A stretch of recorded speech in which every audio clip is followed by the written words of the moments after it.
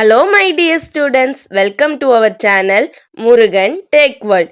Easy to learn, easy to win.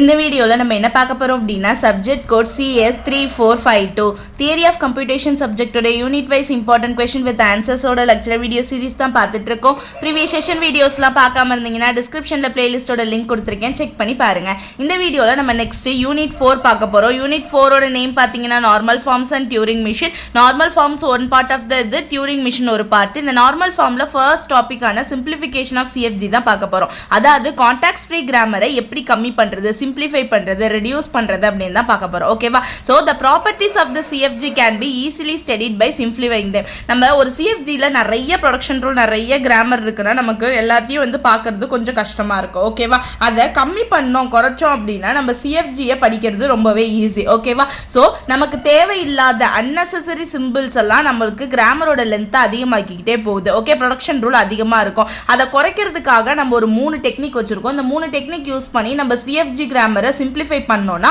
நம்ம identify பண்ணிக்கிறது சிஎஃப்ஜியை ரொம்ப ரொம்ப ஈஸி. ஃபர்ஸ்ட் பார்த்தீங்கன்னா எலிமினேட் எப்சிலான் ப்ரொடக்ஷன். எப்சிலான் அப்படின்றாலே அது ஒரு எம்டி ஸ்ட்ரிங் தான், தேவையில்லாத ஒன்று. ஸோ நம்ம இப்போ ஏ இன்டென்சிட்டி எப்சிலான் இருக்குன்னா கிராமரில் அதை எப்படி எலிமினேட் பண்ணுறது அப்படின்னு சொல்லிட்டு பார்ப்போம். அடுத்து யூனிட் ப்ரொடக்ஷன். யூனிட் ப்ரொடக்ஷன்னா ரைட் சைடும் நான் டெர்மினல், லெஃப்ட் சைடும் நான் டெர்மினல்னு ரெண்டு சைடுமே நான் டெர்மினல் சிம்பிள் மட்டும் இருக்கிறது, வேற எந்த வேரியபிளும் இல்லாமல் இருக்கிறத யூனிட் ப்ரொடக்ஷன் சொல்லுவோம். அதையுமே நம்ம ரிமூவ் பண்ணணும். ஓகேவா? அடுத்து எலிமினேட் யூஸ்லெஸ் சிம்பிள். நமக்கு தேவையில்லாம இருக்க யூஸ்லெஸ் சிம்பிள்ஸ் எல்லாத்தையுமே நம்ம ரிமூவ் பண்றது. ஓகேவா? So those variables are terminals that do not appear in any derivation or a terminal string from the stat symbol. Stat symbol வந்து எங்கேயுமே அந்த டெர்மினலை யூஸ் பண்ண முடியாது. பட் நம்மளுக்கான கிராமரில் இருக்கு அப்படின்னா அந்த யூஸ்லெஸ் சிம்பிள்ஸ் எல்லாம் நம்ம ரிமூவ் பண்ணலாம். ஓகேவா? ஸோ இந்த 3 டெக்னிக் யூஸ் பண்ணி என்ன பண்ண முடியும் அப்படின்னா சிஎஃப்ஜி சிம்பிளிஃபை பண்ண முடியும். ஓகே, ஸோ எக்ஸாம்பிள் இப்போ 3க்குமே ஒவ்வொன்று பார்க்கலாம். முதல்ல எலிமினேட் எப்சிலான் ப்ரொடக்ஷன். எப்சிலான் ப்ரொடக்ஷனை ரிமூவ் பண்ணுறது எப்படின்னு சொல்லிட்டு பார்க்கலாம். ஓகே, முதல்ல என்ன பண்ணுறோம் அப்படின்னா இங்கே பாருங்க,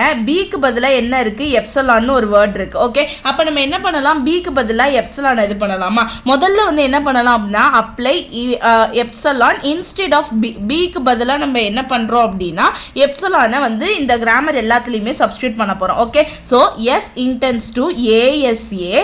ஓகேவா?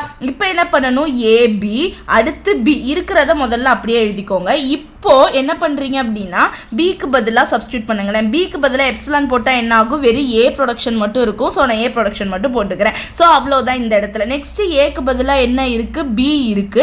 தென் பிக்கு பதிலாக எப்சிலான் போட்டோம்னா எப்சிலான் ஒரு இது வரும். ஓகேவா? ஸோ இப்போ பிக்கு பதிலாக பியும் எப்சிலான் தான், பி தான் எப்சிலான் தான் சப்ஸ்டியூட் பண்ணிட்டீங்க. ஸோ வெறும் பி மட்டும் இருக்கும். இது எப்போ கிடைச்சிச்சு, அப்ளை எப்சிலான் இன்ஸ்டெட் ஆஃப் பிக்கு இது பண்றப்ப. ஓகேவா?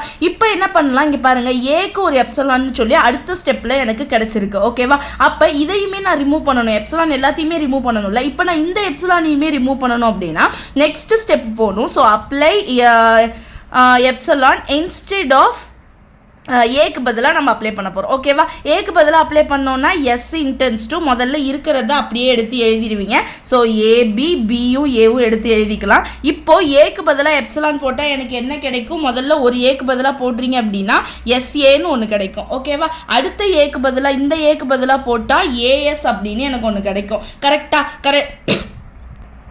இது ஃபர்ஸ்ட் கிராமர்ல. செகண்ட் கிராமர்ல என்ன ஆகும், பி மட்டும் தான் இருக்கும். எப்சிலான் ஏக்கு பதிலாக இருக்கிறத ரிமூவ் பண்ணிடுவோம். அடுத்து பிக்கு பார்த்தீங்கன்னா பி மட்டும் தான் இருக்கும். ஓகேவா? இப்போ எனக்கு ஃபைனலாக எங்கேயுமே கிராமர்ல எப்சிலான் இல்லாமல் ஃபுல் அண்ட் ஃபுல்லாக கிடைச்சிருச்சு. ஓகேவா? இந்த மாதிரி தான் என்ன பண்ணணும் அப்படின்னா எப்சிலான் ப்ரொடக்ஷனை ஒவ்வொன்றிலேயே அப்ளை பண்ணி நம்ம போட்டு ரிமூவ் பண்ணணும். ஓகே, ரொம்பவே சிம்பிள் எலிமினேட் எப்சிலான் ப்ரொடக்ஷன் அப்படின்றது. ஓகே, நெக்ஸ்ட் ஒன் பார்த்தீங்க அப்படின்னா எலிமினேட் யூனிட் ப்ரொடக்ஷன். யூனிட் ப்ரொடக்ஷனை எப்படி ரிமூவ் பண்ணுறது?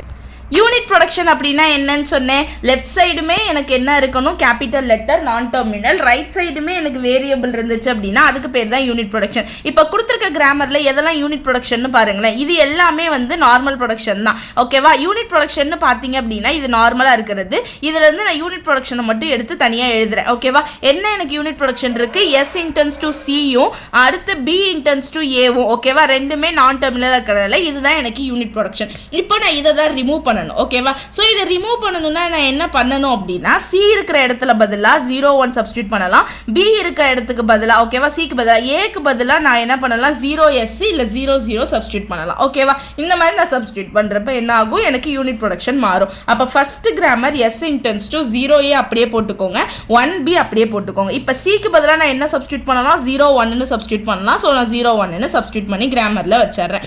ஓகேவா? அடுத்து என்ன பண்ணலாம் ஏக்கு ஏல எனக்கு எந்த ஒரு யூனிட் ப்ரொடக்ஷனும் இல்லை, நான் அதை அப்படியே எழுதிடலாம். நெக்ஸ்ட் பிக்கு ஆல்ரெடி 1 இருக்கு, நெக்ஸ்ட் ஏ இருக்கு. ஏக்கு பதிலாக நான் என்ன பண்ண முடியும் யூனிட் ப்ரொடக்ஷன் இதை அப்படியே சப்ஸ்டியூட் பண்ணணும். ஸோ 0s 0 0ன்னு சப்ஸ்டியூட் பண்ணணும். ஓகேவா? சிக்கு பதிலாக 0 1 தான். ஓகே, அவ்வளோதான். இதுதான் வந்து எலிமினேட் யூனிட் ப்ரொடக்ஷன்றது. இப்போ பாருங்க எனக்கு எங்கேயுமே யூனிட் ப்ரொடக்ஷன் இருக்காது, லெஃப்ட் சைடு மட்டும் தான் எனக்கு நான் டெர்மினல் இருக்கு, ஒரு சிங்கிள் நான் டெர்மினலாக எனக்கு எங்கேயுமே இங்கே கிடைக்கல. ஓகேவா? ஸோ இந்த மாதிரி தான் யூனிட் ப்ரொடக்ஷனை ரிமூவ் பண்ணணும். ஓகே, நெக்ஸ்ட் தேர்ட் ஸ்டெப் பார்த்தீங்கன்னா எலிமினேட் யூஸ்லெஸ் சிம்பிள்ஸ். யூஸ்லெஸ் சிம்பிள்ஸ்னா என்னன்னு சொன்னோம், நமக்கு தேவையில்லாத இடத்துல இருக்கிறத யூஸ்லெஸ் சிம்பிள் அப்படின்னு சொல்லுவோம். எக்ஸாம்பிள் இப்போ இங்கே பாருங்க எனக்கு சிக்கு பதிலாக இந்த டிடி அப்படின்ற ப்ரொடக்ஷன் இருக்கு. டிடியை நான் எங்கே கொண்டு போய் சப்ஸ்டியூட் பண்ணாலும் எனக்கு என்ன ஆகும் டிடின்னு திரும்ப திரும்ப வரும். இங்கேயுமே டி இருக்கு. அப்போ அந்த செப்பரேட்டாக டி அப்படின்ற கேபிட்டல் டிக்கு எந்த ஒரு டெர்மினல்ஸுமே எனக்கு இல்லை. அப்போ ரிப்பீட்டடாக அதே ப்ரொடக்ஷன் வருதுன்னா இது எனக்கு அன்வான்டட் ஒன், யூஸ்லெஸ் ஒன் அப்படின்னு அர்த்தம். ஒரு ப்ரொடக்ஷனை சப்ஸ்டியூட் பண்ணுறப்ப என்னால் முடிக்கவே முடியல, ஸ்டாட் சிம்பிள்லேருந்து ரிப்பீட் ஆகிக்கிட்டே இருக்கு, வந்ததே திரும்ப வருது அப்படின்னா அதை தான் நம்ம யூஸ்லெஸ் சிம்பிள்னு சொல்லுவோம். இப்போ எஸ்ஸுக்கு பதிலாக இங்கே சப்ஸ்டியூட் பண்ணுறோம், ஏக்கு பதிலாக எனக்கு என்ன இருக்கு 0s இருக்கு. ஓகேவா? 0s கரெக்ட், பட் 1d வந்து எனக்கு வேஸ்ட், டியை வந்து நான் ரிமூவ் பண்ணி தான் ஆகணும். இப்போ பிக்கு பதிலாக பாருங்க 0b0 இருக்கு. ஓகேவா? பிக்கு பதிலாக 1 என்னால் சப்ஸ்டியூட் பண்ண முடியும். ஓகேவா? ஏக்கு பதிலாக 0s சப்ஸ்டியூட் பண்ண முடியும்.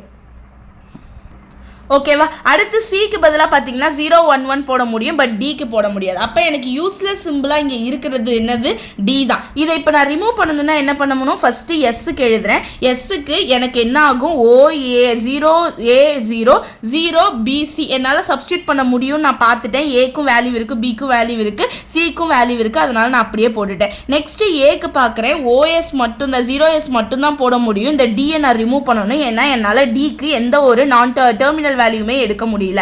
அடுத்து பிக்கு பார்க்குறேன், பிக்கு வந்து என்னால் 0 B0 1மே சப்ஸ்டியூட் பண்ண முடியும், போடுறேன். சிக்கு பார்த்தீங்கன்னா 0 1 1 சப்ஸ்டியூட் பண்ணலாம். இந்த டிடிக்கு என்னால் சப்ஸ்டியூட் பண்ண முடியாது. அதே மாதிரி டீன்ற இந்த நான் டெர்மினலுக்கு எந்த ஒரு டெர்மினலும் தனியாக இல்லாதனால என்னால் அதையுமே சப்ஸ்டியூட் பண்ண முடியாது. ஸோ அதெல்லாம் ரிமூவ் பண்ணிட்டேன் அப்படின்னா என்னுடைய ப்ரொடக்ஷன் இப்படி தான் இருக்கும். எனக்கு தேவையில்லாமல் யூஸ்லெஸ்ஸாக அன்வான்டாக என்னுடைய இடத்துல இருந்து வர சிம்பிள்ஸ் எல்லாம் நான் ரிமூவ் பண்ணுறதுக்கு பேர் தான் எலிமினேட் யூஸ்லெஸ் சிம்பிள்ஸ் அப்படின்னு சொல்வேன். ஓகேவா? ஸோ எனக்கு டி மட்டும்தான் இந்த கிராமரை பொறுத்தளவு அன்வான்டாக இருந்துச்சு. ஸோ நான் டி எல்லாம் ரிமூவ் பண்ணிட்டு ஒரு கிராமர் ப்ரொடக்ஷனை எழுதிட்டேன். ஓகே, ஸோ இதுதான் எலிமினேட் யூஸ்லெஸ் சிம்பிள்ஸ். இது eliminate unit production. Unit production என்ன பண்ணணும், ரைட் சைடு லெஃப்ட் சைடு ரெண்டு சைடுமே சிங்கிளாக வந்து நான் டெர்மினல்ஸே இருக்குன்னா அதை ரிமூவ் பண்ணுறது eliminate unit production. Okay, next பார்த்தீங்க அப்படின்னா எலிமினேட் எப்சிலான் ப்ரொடக்ஷன். எப்சிலான் ப்ரொடக்ஷன்னா வெறும் எப்சிலான்ல இருக்கிறதுக்கு பதிலாக ஒவ்வொரு இடத்துலையும் அதுக்கு பதிலாக வேரியபிளை சப்ஸ்டியூட் பண்ணிட்டு என்ன பண்ணணும், ஃபைனலாக வந்து நான் கிராமரை எப்சிலான் இல்லாமல் எடுத்து எழுதுறதுக்கு பேரு